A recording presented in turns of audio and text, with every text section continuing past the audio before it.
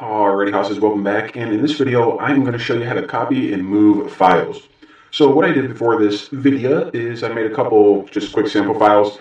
I have this one, and all it says is, my name is Bucky.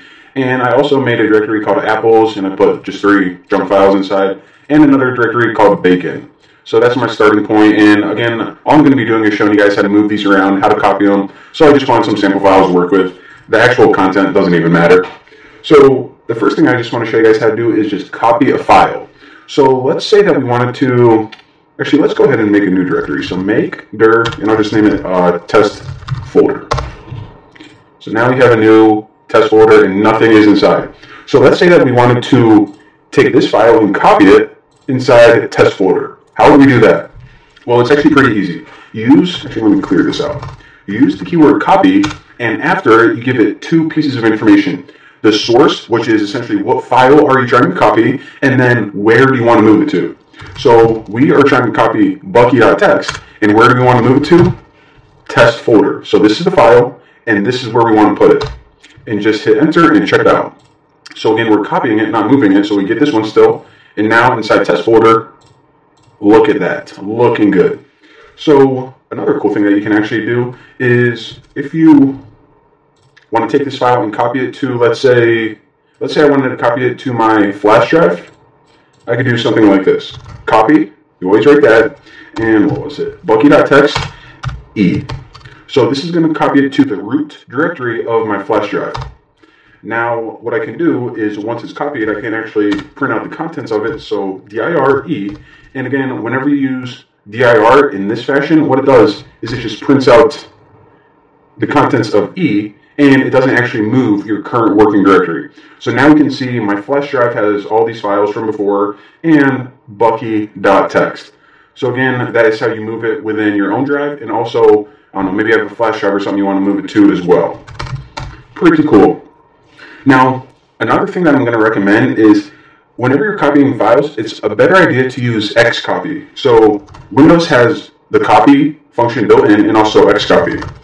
So both of these tools allow you to copy files and directories, but Xcopy is a little bit better because it gives you a few more features. So with Xcopy, what you can do is you can actually take, let's say we wanted to take apples and copy it into bacon. So Xcopy, apples, bacon. Pretty cool. So now if we go to bacon, check it out. So these files weren't here before, but what it did is it took all the files from apples and it moved them to bacon. So let's just go ahead and delete what's inside bacon. And alright. Now, another cool trick that you can do is say that what you wanted to do is actually take apples and, actually let me do this. Let me just do this from a command line. New folder, and I'll say inside apples. And I'll make a new file. I'll say whatever.txt.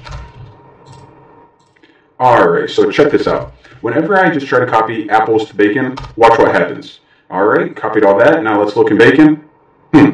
Let's see, we actually tried to copy all of this stuff, but it only appeared to copy these files. It didn't get the directory inside. And that's because the default behavior of Xcopy is to only copy the files. So whenever you have subdirectories inside, like inside apples, it's going to ignore those.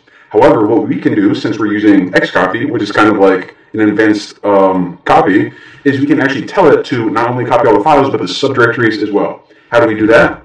We'll just run that same command again, but we give it the /s. This means copy all of the content from apples into bacon and also include the subdirectories. So hit enter and check it out. Not only did it copy sample 1, 2, and 3, it also copied inside apples. Pretty cool. So again, you're going to be using this /s most of the time. And if you guys ever just want to look at all the features and all the different options you can use with Xcopy, again, /? This is going to give you the help. And look at all the stuff that you can do with it. So this is the /s copies directories and subdirectories, except empty ones. And that is what we just did. Now, what if, for example, here, let me get rid of this stuff. Alright, so now bacon's empty. What if not only copying, but we actually wanted to take apples and move this into bacon. So what we could do in that case is instead of copy or xcopy, we use the keyword move. Probably could have figured that out. So this, just like copy, it has two pieces of information that you need: the source, or what are you trying to move, and the destination, where are you trying to move it. So we are trying to move apples into the directory bacon. So now let's look at that and check it out. Our apples directory is gone because what we did is we took it and we moved it into bacon. So again, a really simple command, move, incredibly easy to remember. Now the last command I want to teach you guys is just how to rename a directory. So say that, all right, instead of bacon, that's not really the word we're going for, the file name. What we want to do is we actually want to rename this directory to, I don't know, ham or something. Well, all you have to type is rename, and two pieces of information: what are you trying to rename? Bacon. Where are you trying to rename it to? Ham. So hit enter and check it out. It took the directory bacon and renamed it to ham. Pretty awesome. So I don't know, maybe you work for like a meat company and you want to, rename your bacon directory to ham. Boom, roasted. There you go. But yeah, that's how you copy files, move files, rename files and directories. And I don't know, this is absolutely fantastic. And I'm actually kind of digging this green font. But for now, ladies and gentlemen, that is all you guys get. And I don't even know what we're going to be talking about in the next video. Probably networking or something. So I'll see you guys then.